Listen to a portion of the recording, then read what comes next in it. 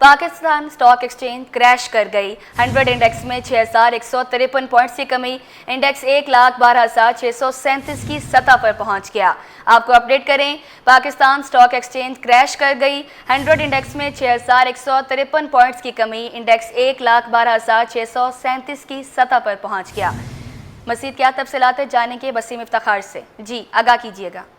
जी बिल्कुल, कारोबारी हफ्ते का आज पहला रोज़ है और पहले रोज़ ही हमने देखा कि स्टॉक मार्केट में कारोबार का आगाज़ जो शदीद मंदी से हुआ है और सिर्फ पहले सेशन में हमने देखा है कि स्टॉक मार्केट में जो मैक्सिमम जो है 6,287 पॉइंट्स की कमी वाक़ई हुई और 5% की कमी के बाद जो स्टॉक मार्केट में हमने देखा कि 100 इंडेक्स 1,12,504 पॉइंट्स की सतह पर आगे शदीद मंदी की वजह से जो है वो स्टॉक मार्केट में शेयर्स की खरीदो फरोख्त के साथ साथ जो कारोबारी सरगर्मियाँ जो है वो 45 मिनट के लिए मअतल कर दी गई हैं। इस वक्त मेरे साथ मौजूद है हमारे स्टॉक मार्केट अरसान अहमद। अरसान साहब, मार्केट में क्या सूरत हाल है, कौन कौन से सेक्टर्स बुरी तरीके से मुतासिर हैं, सरमायाकार चाहे वो बड़े सरमायाकार हों छोटे कितने परेशान हैं? देखिए, थ्रू आउट मैसिव सेलिंग है और छोटे बड़े इन्वेस्टर सब हिट किए हैं आज की मार्केट ने। आप देखिए, फ्राइडे से लेकर आज तक तकरीबन 8,000 पॉइंट की मंदी हो गई है। हमने देखा था कि फ्राइडे को एवर हाई लगा था 1,20,000 का और आज 1,12,000 पे इंडेक्स आ गया है। तो ये जो टैरिफ के हवाले से एक नई वॉर शुरू हुई है, ट्रेड वॉर है, और इसका पूरी दुनिया में इम्पैक्ट आने के साथ साथ हमें पाकिस्तानी स्टॉक मार्केट को भी इसने बुरी तरह हिट किया है। अच्छा, इस सूरत हाल को हम ये कह सकते हैं हमारे नाज़रीन को ये कि पाकिस्तान स्टॉक मार्केट क्रैश कर गई है, क्या कहेंगे सर? जी, जी, बिल्कुल क्रैश कर गई है। आज मैक्सिमम जो 5% की लिमिट थी, उसके ऊपर मार्केट आ गई है और यहाँ पे लॉक हो गई है। तकरीबन 45 मिनट्स तक ये यहाँ पर लॉक रहेगी, इसके बाद रिस्टोर होगी और फर्दर अगर मार्केट में सेलिंग आती है सरमायाकारों की जानिब से, तो फर्दर 5% का जो है ना, इसके अंदर गैप आ जाएगा। तो इस अमल को जो कि लॉक हुई है, लोअर लॉक कहा जाता है? जी हाँ, ये मैक्सिमम होती है 5% का, और आज ये इसने जो है ना वो हिट कर दिया 5%, और यही वजह है कि मार्केट यहाँ पर ट्रेडिंग सस्पेंड हो गई है। अच्छा, ट्रेडिंग सस्पेंड हो गई, मज़ीद अगर सेलिंग आती है, अगर जैसे कि 45 मिनट बाद कारोबार बहाल होता है, मज़ीद हम फर्दर सेलिंग देते हैं, तो आप कहते हैं कि 5% तक मज़ीद जो है वो उस पर जो है क्या कहते हैं लोअर लॉक लगने के बाद बंद हो जाएगी, मुअत्तल हो जाएगी। अब ओवरऑल क्या देख रहे हैं, आज मार्केट कहाँ तक जो है वो गिर सकती है या कुछ बेहतरी की सूरत मौजूद है? देखिए, बेहतरी की सिचुएशन तो मौजूद है और यहाँ पे अपॉर्चुनिटी भी अवेल की जा रही है, और क्वालिटी स्टॉक्स के अंदर अभी अपॉर्चुनिटी मौजूद है, लेकिन एक मैसिव सेलिंग है जो पूरी थ्रू आउट वर्ल्ड में हम देख रहे हैं, और यही इम्पैक्ट यहाँ पे भी है। इससे क्या हुआ कि जो इन्वेस्टर थे, सरमायाकार थे, इनका सेंटीमेंट बुरी तरह से मुतासिर हुआ है, और यही वजह है कि हर कोई यहाँ पे बेचने को तरजीह दे रहा है।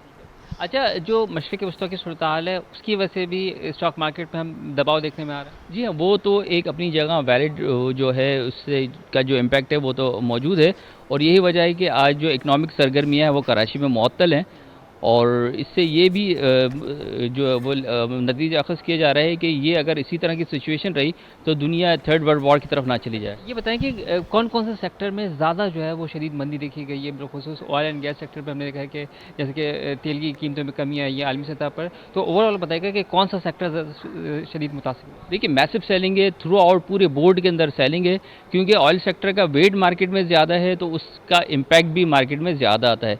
सबसे ज़्यादा ऑयल सेक्टर है, उसके बाद सीमेंट सेक्टर में हमने शदीद मंदी देखी, क्योंकि ये पिछले दिनों में काफ़ी जो है ना इसमें प्राइस की अप्रिसिएशन आई थी, और यही वजह है कि सरमायाकारों की जानिब से भी इन्हीं सेक्टर में सेलिंग देखी जा रही है जो पहले ऑलरेडी बढ़े हुए थे।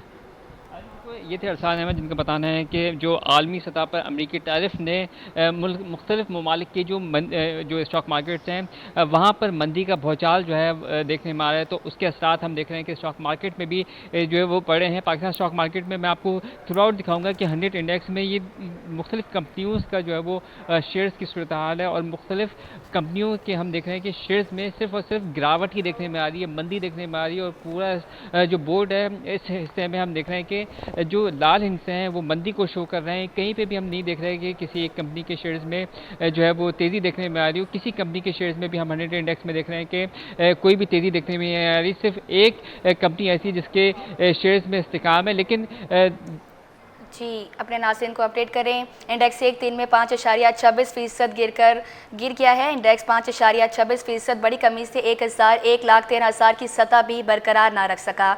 वसीम इफ्तिखार हमें अपडेट कर रहे थे, बहुत शुक्रिया वसीम आपका।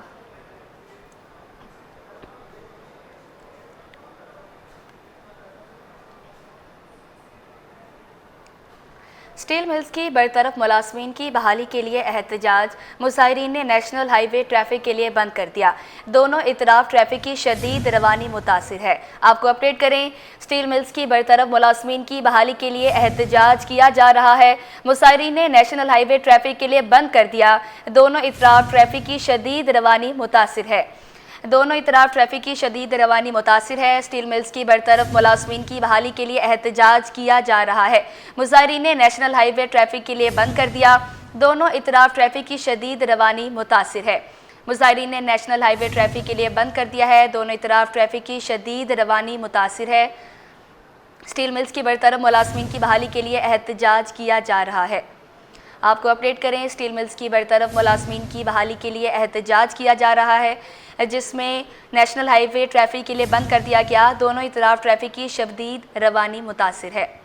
स्टील मिल्स की बरतरफ मुलाजमीन की बहाली के लिए एहतजाज, मुजाहिरीन ने नेशनल हाईवे ट्रैफिक के लिए बंद कर दिया। दोनों इतराफ ट्रैफिक की शदीद रवानी मुतासिर है।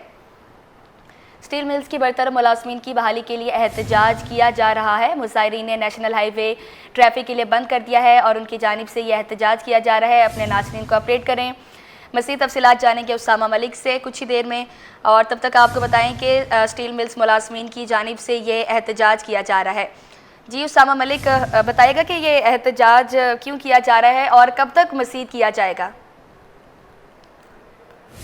बिल्कुल मानूर, देखें स्टील मिल के जो मुलाजमीन हैं उनकी बरतरफियों और जो गैस के ज़्यादा बिल हैं उसके बायस जो है वो एहतजाज किया जा रहा है। सुबह से जो है वो पाकिस्तान मार्केट से जो स्टार्ट हुआ एहतजाज और फिर वो मार्च की सूरत में होते हुए स्टील मिल गेट पर आए। अब से कुछ देर कबल नेशनल हाईवे पर आए, नेशनल हाईवे को ब्लॉक किया गया। उनका यही मुतालबा है कि जो रिटायर मुलाजमीन हैं उनकी पेंशनों को वो किया जाए और बरतरफियाँ जो जारी की गई हैं उनको बहाल किया जाए। इस वक्त हमारे साथ पासलो जो यूनियन के सदर हैं आसिम भट्टी, उनसे मज़ीद जानते हैं। बताइएगा आपके क्या मुतालबात हैं और आज क्यों एहतजाज किया जा रहा है? बिस्मिल्लाहिर्रहमानिर्रहीम। सबसे पहले तो आप लोगों का बहुत शुक्रिया। देखें, पाकिस्तान स्टील मिल मुलाजमीन के 5500 मुलाजमीन जो है वो 2020 में बरतरफ कर दिए गए थे और अभी 1300 मुलाजमीन पिछले माह मार्च में बरतरफ कर दिए गए।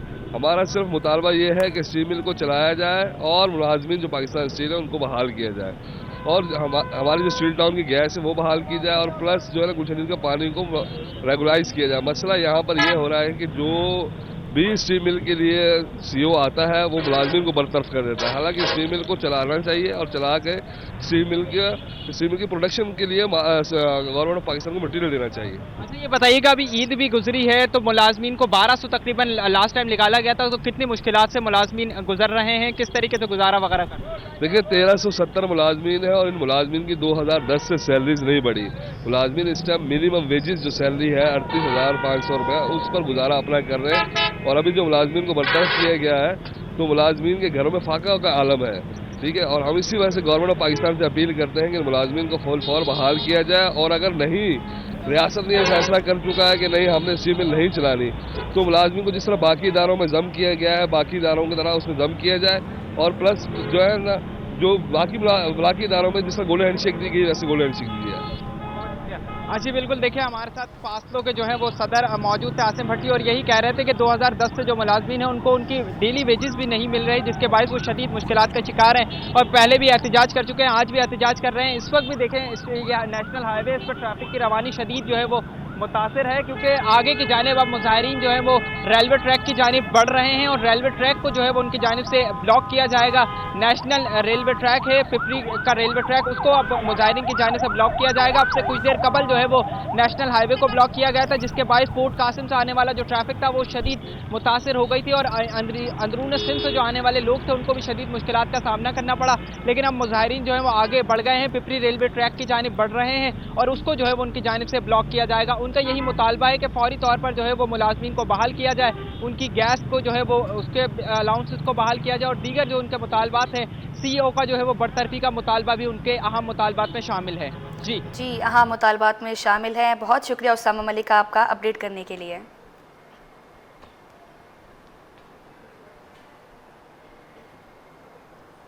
गजा में इसराइल की बर्बरियत और बदतरीन मुसालिम के खिलाफ आज शहर भर में हड़ताल। शहर भर की मार्केट्स और कारोबारी मराकज़ बंद। कराची के तमाम ताजरों ने आलमी सतह पर होने वाली हड़ताल की मुकम्मल हिमायत कर दी। तफसीलात जानेंगे काविश मेहमन की इस रिपोर्ट में। मददगार छोड़ दिया है लेकिन हमने अपना कारोबार एक उसके लिए बंद तो किया। सदर कराची इलेक्ट्रॉनिक डीलर रिजवान इरफान और काशिफ साबरानी ने कहा कि एहतिजाजन अपना कारोबार बंद रखेंगे। इसराइली मजालिम पर दुनिया खामोश है, कम अज कम एहतिजाज तो कर ही सकते हैं। जोड़िया बाजार में ताजरों ने फलस्तीनी परचम थामकर इसराइली जारहियत के खिलाफ मुशायरा किया। मुशायरीन ने गजा में इसराइली मुसालिम की शदीद मसम्मत की। Chairman wholesale grocers Abdur Rauf Ibrahim कहते हैं इसराइली मुसालिम पर आलम इस्लाम खामोश तमाशाई है। इसराइली मसनूआत का मुकम्मल बाइकआउट करके जुल्म के खिलाफ मौसर आवाज़ उठाई जाए। मज़ीद तफसीलात जानेंगे काविश मोहम्मद से। जी बिल्कुल, देखिए गजा में जारी इसराइली बर्बरियत के खिलाफ आज आलमी सतह पर हड़ताल की कॉल दी गई थी, जिस पर कराची की ताजिर बरादरी ने भी मुकम्मल हिमायत का ऐलान किया और शहर भर के जितने तिजारती मराकज़ हैं वहाँ पर कारोबारी सरगर्मियाँ मुकम्मल तौर पर बंद है। इस वक्त मैं मौजूद हूँ अजनास की सबसे बड़ी मार्केट जोड़िया बाजार में। यहाँ पर भी कारोबारी सरगर्मियाँ मुअत्तल हैं और होलसेल ग्रोसर इसराइल के खिलाफ एहतजाज कर रही है। फ़लस्तीन में इसराइली जारहियत के खिलाफ कराची के ताजरों की हड़ताल, सदर की ज़ैनब मार्केट मुकम्मल तौर पर बंद। दुकानदार कहते हैं इसराइली जारहियत के खिलाफ यकसा होकर आवाज़ बुलंद करना चाहिए। मज़ीद क्या तफसीलात जानेंगे काविश मीर हीरियो से। जी मीर, आगाह कीजिएगा। पाकिस्तान में ख़ासतौर पर जो कराची है, जो कि सबसे बड़ा शहर है, वहाँ के जो कारोबारी तबका है, ताजिर हैं, उनकी जानिब से रात देर के एक हड़ताल का ऐलान किया गया, जिसकी वजह से आज ज़ैनब मार्केट में देखा जाए तो सन्नाटा है। मार्केट मुकम्मल तौर पर बंद है और ये बंद होने की वजह गजा और ख़ासतौर पर फ़लस्तीन में जो इसराइली मजालिम हो रहे हैं उसके खिलाफ ये एहतजाज किया जा रहा है। हम कुछ शहरी मौजूद हैं, उनसे बात करेंगे कि उनका क्या कहना चाहेंगे फ़लस्तीन में जो कुछ हो रहा है मुसलमानों पर, उसके खिलाफ ये एहतजाज है। इंतहाई जुल्म है, इंतहाई जुल्म, यानी सारी हदें पार हो चुकी हैं और मैं समझता हूँ आलम इस्लाम को इसके मुतालिक कुछ न कुछ करना ज़रूर चाहिए। इसके ऊपर मैं नहीं समझता कि मतलब कि खामोशी किस बात की है। देखें आज का सारा कारोबार बंद है, हर चीज़ बंद है। गरीब तबका बेचारा रोज़गार के लिए निकला हुआ है, छुट्टी का दिन ख़त्म हो चुके हैं। लिहाजा मैं नहीं समझता कि इस जुल्म सितम के ख़िलाफ़ इस तरह देखें आवाज़ उठाने से भी कुछ नहीं होता जब तक आलम इस्लाम मुत्तहद होकर उसके खिलाफ कोई कार्रवाई ना करे। देखिए जी बिल्कुल, ये ज़ैनब मार्केट है, कराची की सबसे बड़ी मार्केट है। पुलिस गर्दी और रिश्वत वसूली का सिलसिला ना थम सका। सचल थाने की इन्वेस्टिगेशन ब्रांच के अफसर की मनमानियाँ, मुकदमे में जमानत करवाने का झांसा देकर शहरी से 50,000 लिए। रिश्वत वसूली की फुटेज सिटी 21 ने हासिल कर ली। मज़ीद क्या तफसीलात हैं जाने के मिराज अख्तर से। जी मिराज, इस पर अपडेट कीजिएगा। देखिए बिल्कुल, ये एक वीडियो जो है वो सिटी 21 ने हासिल की है, जिसमें वाज़ेह तौर पर देखा जा सकता है कि एक इन्वेस्टिगेशन सचल थाने की इन्वेस्टिगेशन ब्रांच का अफसर है जो कि एक शख्स से जो है 50,000 रुपये रिश्वत वसूल कर रहा है। इसकी डिटेल्स ये हैं कि शहजाद इफ्तिखार नामी एक शहरी है जो कि शहीद मलक रोड का रहायशी है। उसने एक एंटी करप्शन में दरख्वास्त दी है। उस दरख्वास्त में उसने मौके पर इख्तियार किया है कि उसे सचल थाने में उसके खिलाफ गाड़ी की लेन देन के हवाले से एक मुकदमा दर्ज हुआ और उस मुकदमे दर्ज होने के बाद जो है उसने अदालत से अपनी अबूरी जमानत करवा ली है। अबूरी जमानत जो है वो चंद रोज़ के लिए होती है, जिसको बाद में कन्फर्म करवाना पड़ता है। अबूरी जमानत हासिल करने के बाद ये सचल थाने की इन्वेस्टिगेशन ब्रांच में गया और वहाँ जो इसके केस के इन्वेस्टिगेशन ऑफिसर थे शफ़क़त, उनसे उसने मुलाकात की और जब मुलाकात करके उसने बताया कि मेरी जमानत हो चुकी है और अब मैं इन्वेस्टिगेशन ज्वाइन करना चाहता हूँ, तो उन्होंने इनको डराना धमकाना शुरू कर दिया और 1 लाख रुपए का मुतालबा किया, जिस पर सचल थाने के करीब एक होटल में बैठकर जो है इलियास शहजाद इफ्तिखार ने उनको 50,000 रुपये जो है कैश वो अदा किए। उसके बाद भी जो दरख्वास्त गुजार शहजाद हैं उनका ये कहना है कि मुझे फिर भी गिरफ्तार किया गया और उसके बाद मेरे घर वालों को ब्लैकमेल करके मजीद उनसे 20,000 रुपये भी लिए गए और अब भी उनसे मजीद पैसे मांगे जा रहे हैं। तो इस हवाले से एंटी करप्शन को दरख्वास्त दी गई है कि इस जो शफ़क़त खानी ये अफसर है इसके खिलाफ कार्रवाई की जाए, क्योंकि वीडियो जो है वो इतनी क्लियर और वाज़ेह है कि उसमें ये कंफर्म होता है कि ये रिश्वत वसूली की जा रही है। तो उनका ये कहना है कि मेरी जो रकम इन्होंने ली है वो भी वापस दिलवाई जाए और इनके खिलाफ कार्रवाई की जाए। जी बहुत शुक्रिया आपका। महकमा दाखिला सिंध के पुलिस सेक्शन 1 के मसीह 4 मुलाजमीन के गिर्द घेरा तंग। तरक्कियाँ पाने वाले अफसरान से ईदी मांगना महंगा पड़ गया। एडिशनल चीफ सेक्रेटरी दाखिला इकबाल मेमन का पूरे सेक्शन के खिलाफ तहकीकात का हुक्म। मुलाजमीन को तहरीरी वजाहती बयान जमा कराने की हिदायत की। आपको अपडेट करें, तरक्कियाँ पाने वाले अफसरान से ईदी मांगना महंगा पड़ गया। मज़ीद क्या तफसीलात बताएंगे आज़ाद नूरियो। जी आज़ाद, बताइएगा। जी बिल्कुल, महकमा दाखिला सिंध के पुलिस सेक्शन 1 के मजीद 4 मुलाजमीन के घेरा तंग कर लिया गया है, जबकि सिंध पुलिस के हालिया तरक्कियां पाने वाले अफसरान से ईद की तरक्की मांगना इन मुलाजमीन के लिए महंगा पड़ गया, जिसके बाद एडिशनल चीफ सेक्रेटरी दाखिला मोहम्मद इकबाल मेमन ने पूरे सेक्शन के जो अफसरान है उनके खिलाफ तहकीकात करने का हुक्म दे दिया और मुलाजमीन को आज ही तहरीर वजह की बयान जमा करवाने की हिदायत कर दी गई है। तहकीकात के गद में आने वाले मुलाजमीन में उमेर अली आसमानी, जाहिद बलोच, मुख्तार साल और जैनुल आबदीन शामिल हैं। जो 4 मुलाजमीन को आज ही कमेटी के सामने तहरीरी वजह की बयान जमा करवाने की हिदायत कर दी गई है। कमेटी तहकीकात मुकम्मल करके जो है वहाँ आपकी रिपोर्ट एडिशनल चीफ सेक्रेटरी दाखिला को पेश करेगी और तमाम तरह हक़ाइक़ से मतलब भी आगाह करेगी। कमेटी जिम्मेदारों का तयन करके सजा व जजा के अमल का भी फैसला करेगी। इससे कबल सेक्शन अफसर पुलिस 1 हाफिजुल्लाह अब्बासी के खिलाफ तहकीकात का हुक्म दे दिया गया था, जिसके बाद शिकवा ये मिला के सेक्शन के दीगर जो मुलाजिम उन्होंने भी पुलिस अफसरान से ईद मांगी, जिसके बाद इनके खिलाफ भी डिप्टी सेक्रेटरी जो है जेल खाना जज तनवीर अहमद को मजीद 4 मुलाजिमों के खिलाफ तहकीकात करने का हुक्म दे दिया और कमेटी ने इन 4 मुलाजिमों से वजाहती बयान जो है वो जमा कराने की आज ही हिदायत कर दी है। जी बहुत शुक्रिया आपका।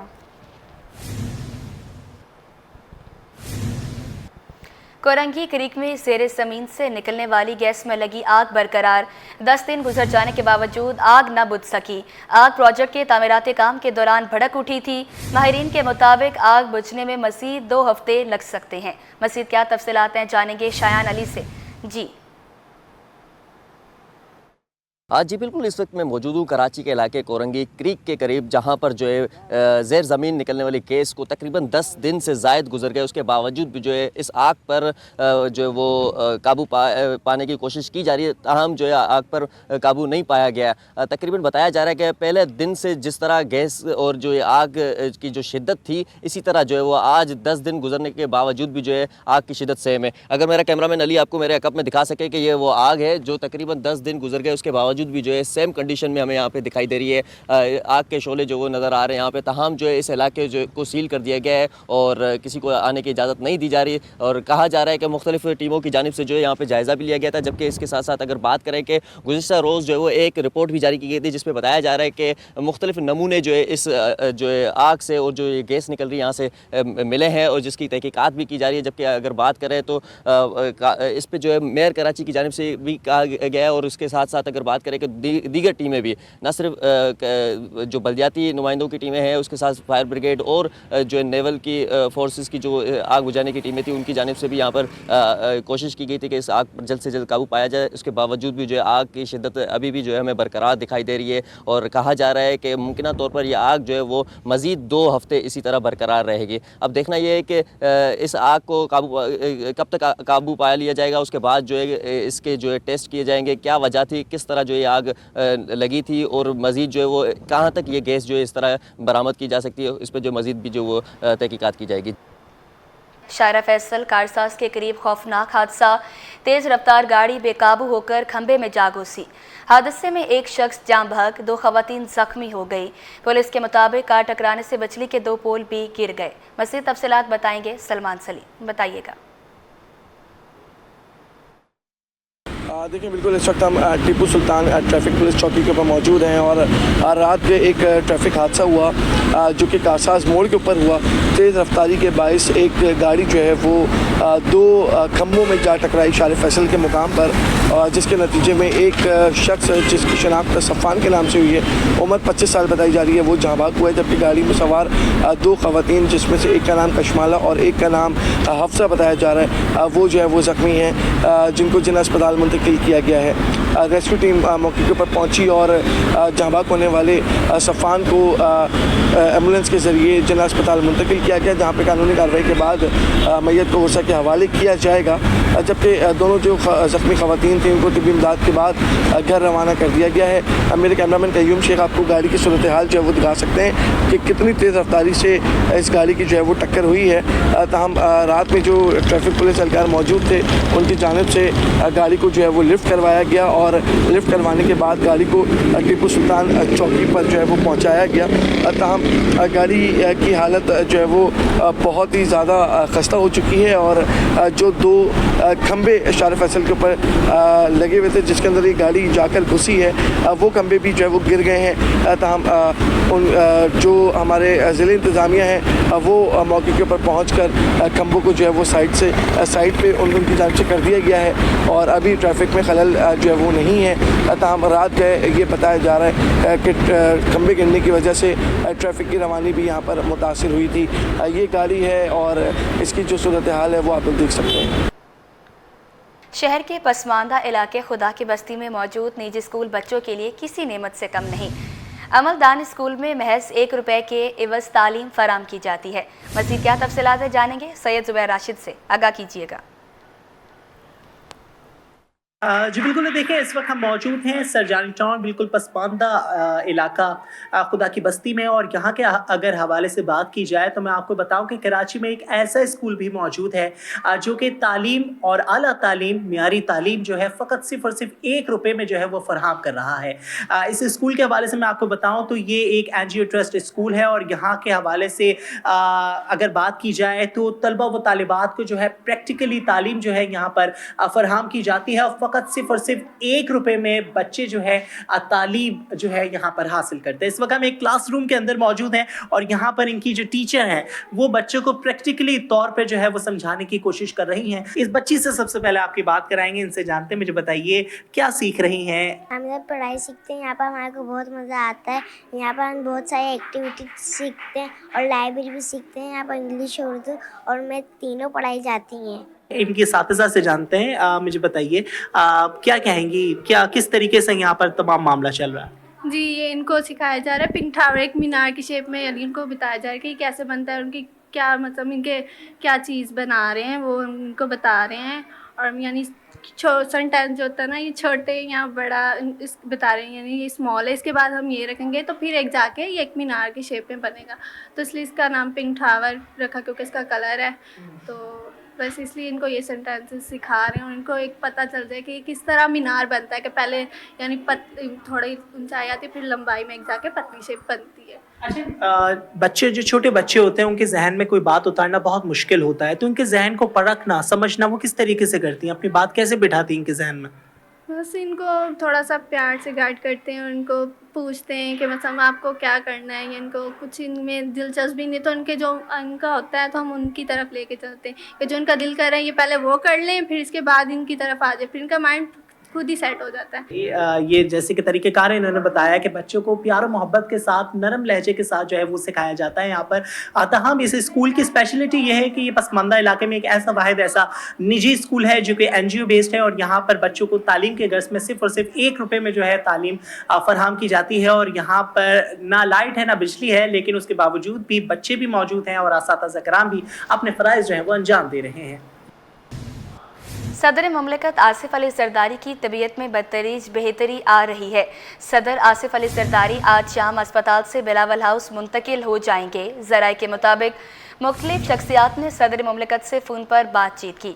आपको अपडेट करें, सदर मुमलिकत आसिफ अली जरदारी की तबीयत में बदतरीज बेहतरी आ रही है। मज़ीद क्या तफसीलात हैं जानेंगे आजिज़ जमाली से। जी आजिज़, आगाह कीजिएगा।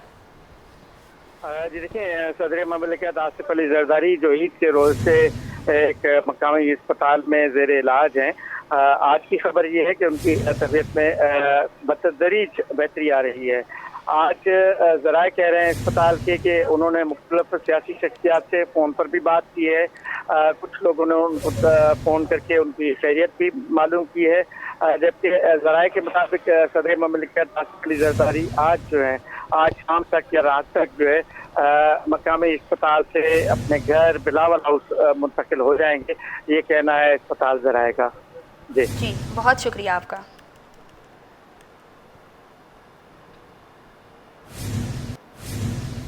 पाकिस्तान के 18 ग्रेड के 15 अफसरान 43वें मिड कैरियर मैनेजमेंट कोर्स पर आज से जाएंगे। अफसरान 13 जून 2025 तक कोर्स करेंगे। इनमें से 6 अफसरान कराची, बाकी 9 अफसरान इस्लामाबाद, लाहौर, पेशावर, कोयटा में कोर्स करेंगे। मज़ीद तफसीलात जानेंगे असाद नूरियो से, आगाह कीजिएगा।